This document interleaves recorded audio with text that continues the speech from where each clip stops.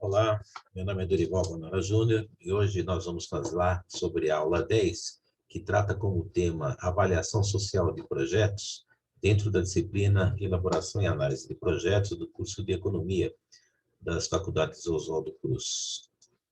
Então, nós preparamos aqui um material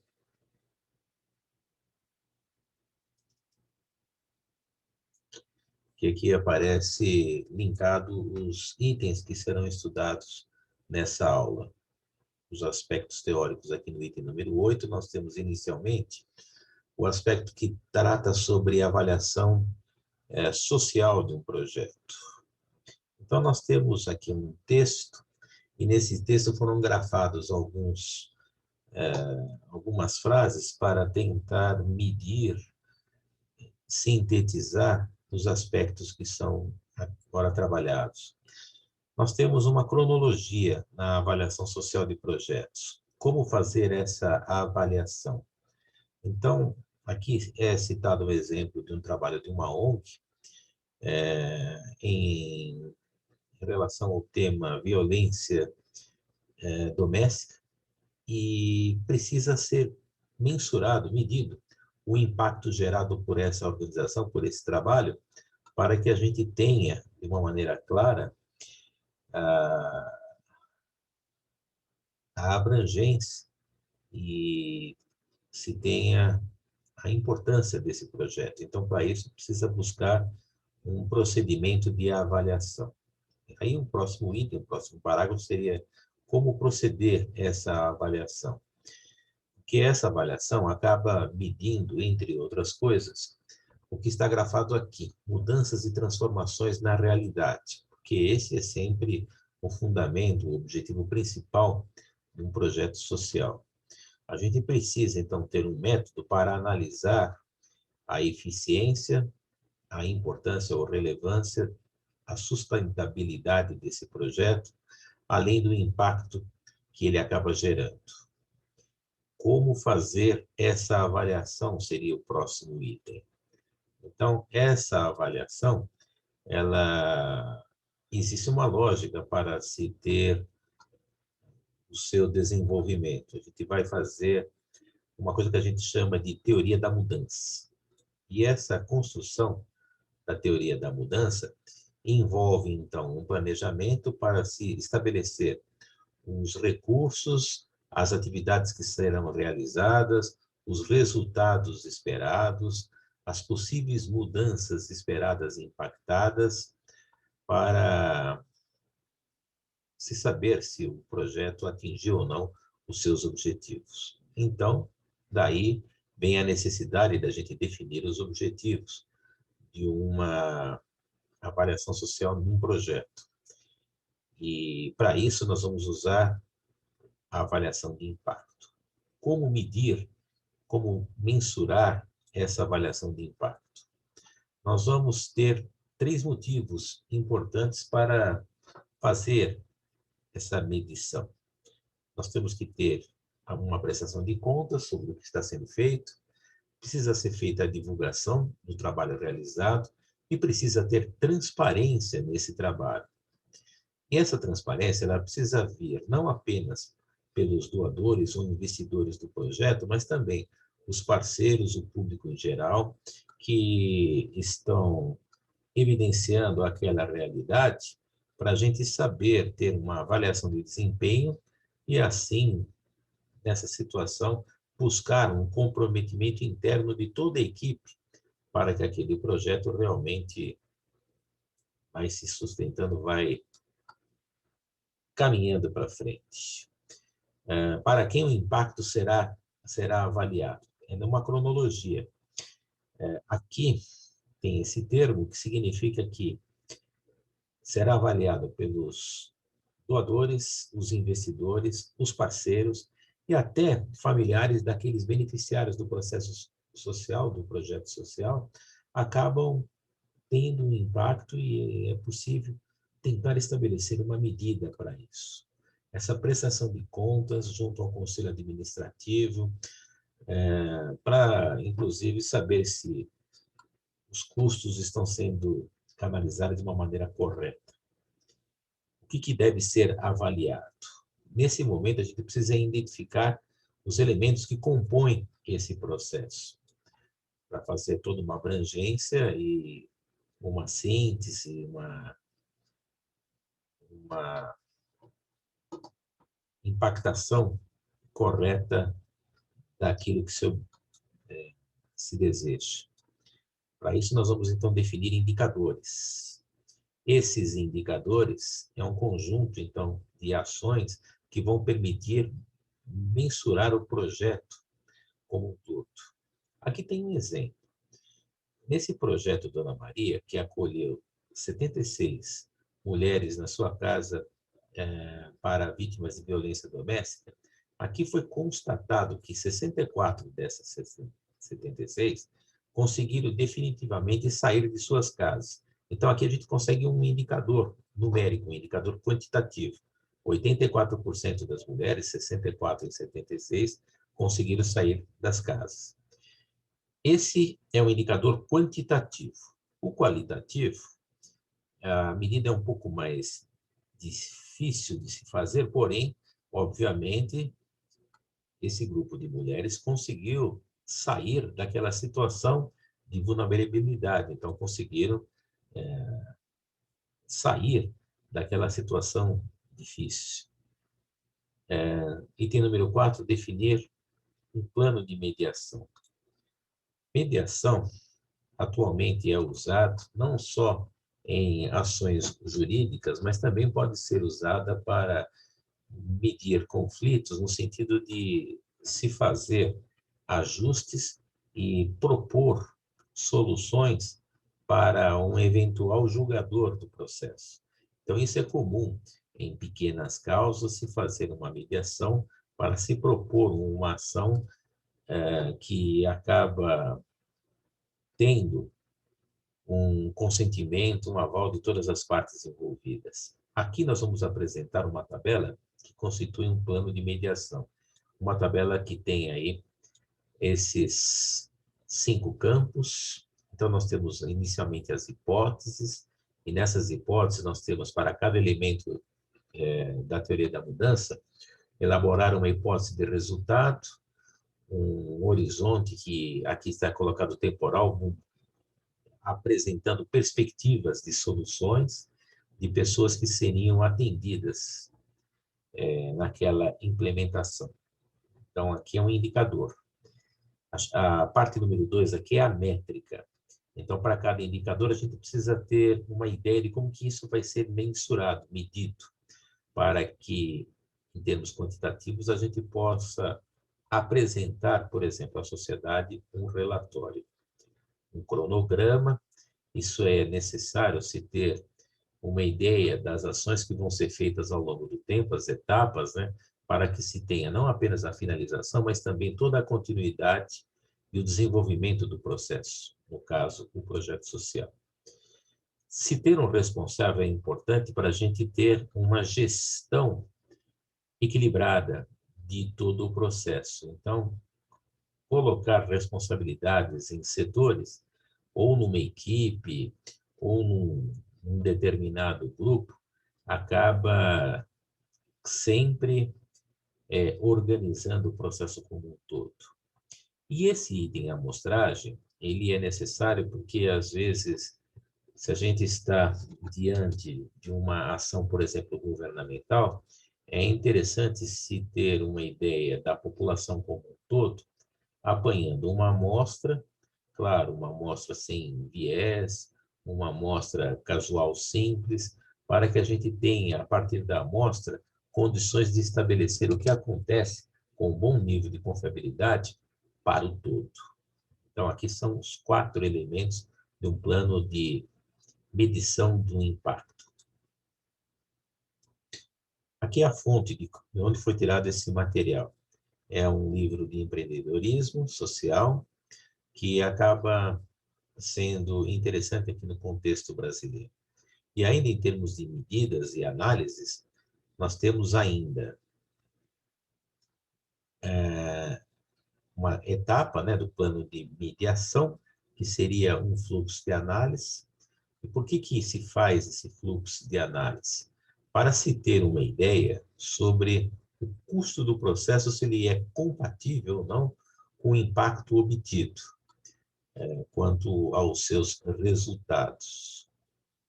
E saber se esses resultados estão ou não adequados, e eles precisam, obviamente, serem divulgados às sociedades e às pessoas que acabaram participando. A fase número 6, monitoramento e divulgação, que constitui a última etapa do processo, tem a divulgação dos resultados e, sendo um interesse estratégico desse empreendimento, fazer uma ampla divulgação, por exemplo, se for um trabalho de uma ONG, né, para que aquilo se tenha uma continuidade ou até uma sustentação. Então, esses trabalhos aqui não precisam ser necessariamente de ONGs. Até uma empresa pode fazer um projeto social, mas é importante que ela busque a divulgação dos resultados, no sentido de mostrar o que está fazendo. Aqui ainda existem outros materiais, aqui tem um legado do trabalho da PUC do Paraná, né, sobre empreendedorismo, que também dedica um material apresentando estudos de casos sobre esses procedimentos que a gente falou. Ainda no aspecto teórico, nós temos diferença entre preços privados e preços sociais.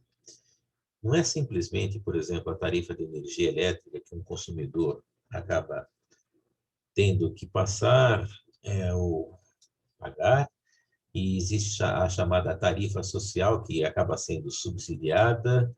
E subsidiada por quê? Porque se aquele grupo de pessoas não teria condições de arcar com a tarifa plena, é preciso, então, que a sociedade acabe rateando aquele custo. Então, existe preço privado, existe preço social nessa linha. E nós vamos fazer um pequeno detalhamento. Nós temos aqui, então, benefícios e custos interligados. Se o efeito é adverso, nós temos uma coisa que a gente chama de externalidade negativa. Se ele é benéfico, então, a chamada externalidade, ela é chamada positiva. A gente precisa considerar os efeitos das ações no equilíbrio de mercado. A gente fala que o mercado precisa ser eficiente.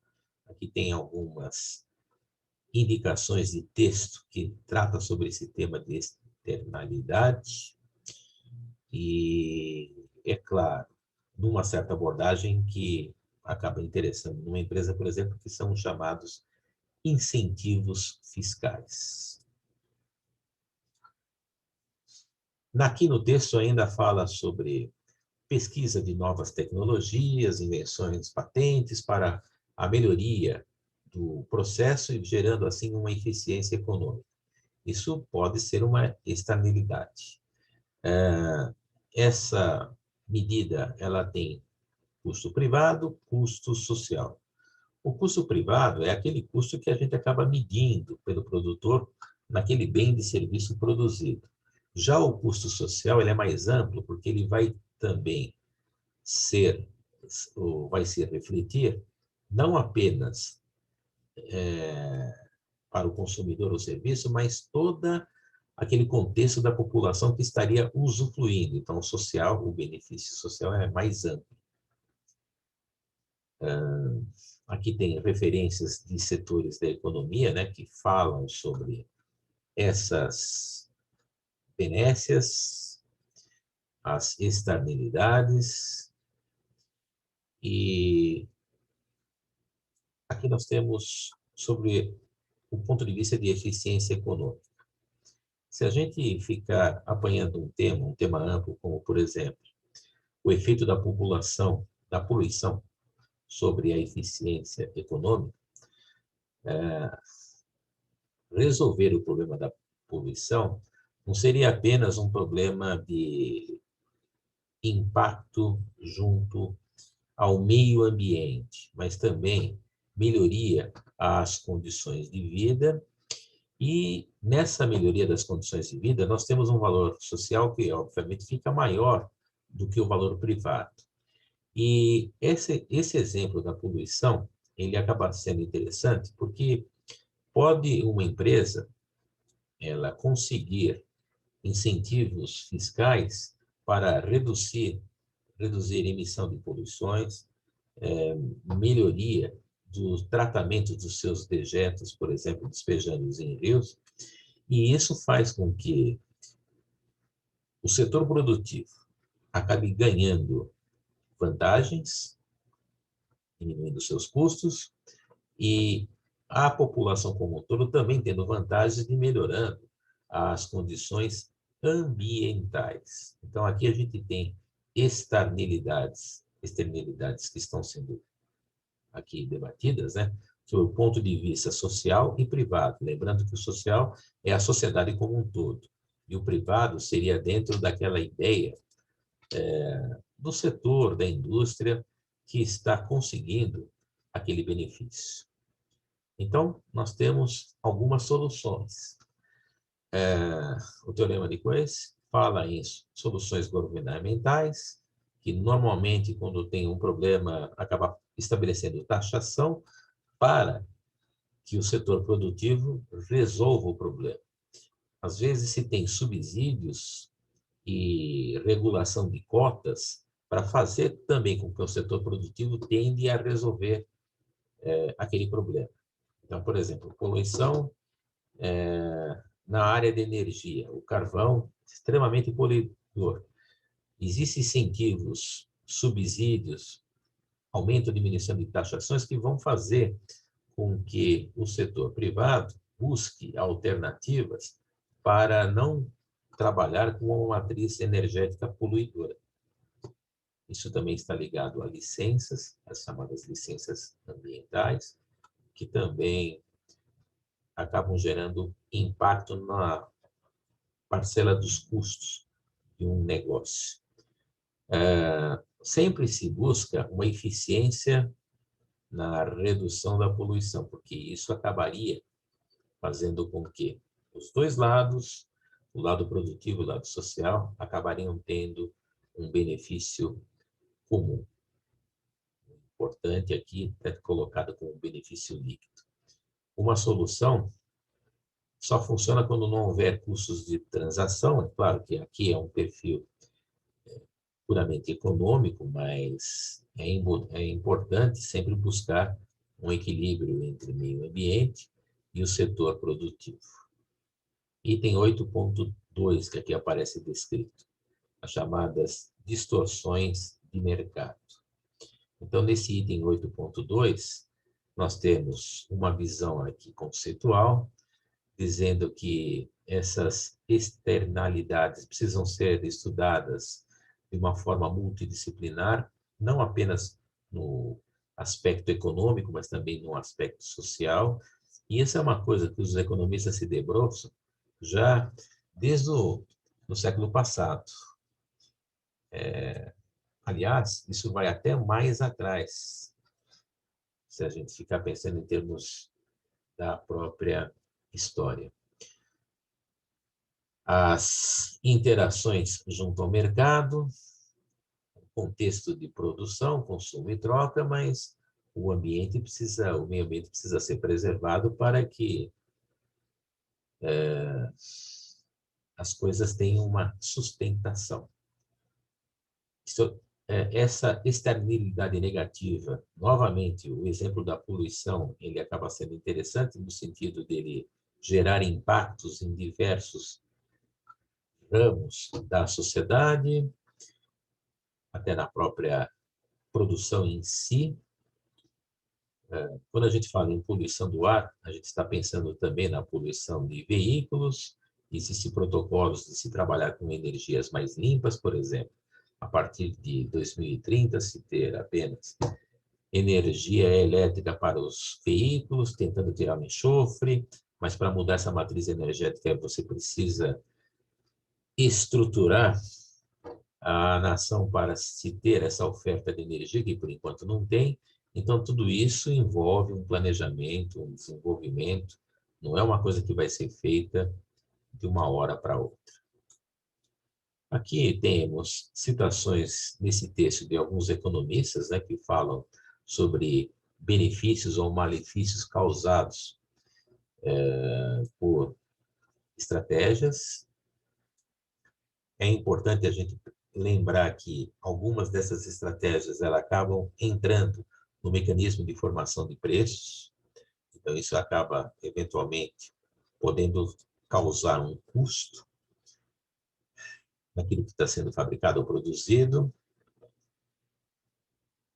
E é um texto, né, que acaba se fazendo indagações, reflexões sobre a ação do homem junto ao ambiente. Inclusive, aqui existe uma crítica, né, que a obra do Capital, Karl Marx, ele não abordou muito a questão ambiental, porque se falava que tinha que se organizar a produção, tinha que se procurar sempre a otimização das situações, mas hoje já se vê de uma maneira mais ampla, né, a questão ambiental para os economistas chamados neoclássicos e as escolas, por exemplo, de bioeconomia e da chamada economia ecológica. Essa é a primeira parte da aula, que falam então sobre avaliação social de projetos e esses aspectos de externalidade. A segunda parte da aula, que também já está no YouTube, vai falar sobre vendas perpétuas ou vitalícias, e aqui temos alguns problemas, as formulinhas, né, que constituem produtos que são oferecidos no mercado, como, por exemplo, os planos de previdência privada. Esse tipo de produto tem uma bagagem na área de matemática financeira. Nós temos aqui as fórmulas, temos exercícios resolvidos e comentados, jeito para fazer o cálculo na mão, jeito para fazer o cálculo na calculadora. E, na verdade, precisa de uma pequena bagagem de matemática financeira para a gente ir compreendendo, né, quando que se usa uma ou outra forma. Sempre quando se fala em rendas vitalícias, seria um período muito grande e, por exemplo, em termos financeiros, 10 mil meses já é considerado um período muito grande. Temos exercícios resolvidos, temos os passos de calculadora e todo final da aula tem uma espécie de um treinamento, onde no treinamento a gente vai apanhar o texto, vai fazer uma abordagem nele e implementar uma solução. Essa solução pode vir através de uma calculadora do tipo HP 12C. Então, a gente fez uma apresentação de custos, avaliações sociais, diferenças entre preço privado e preço social, e também, no final da aula, tem essa parte de rendas vitalícias ou perpétuas.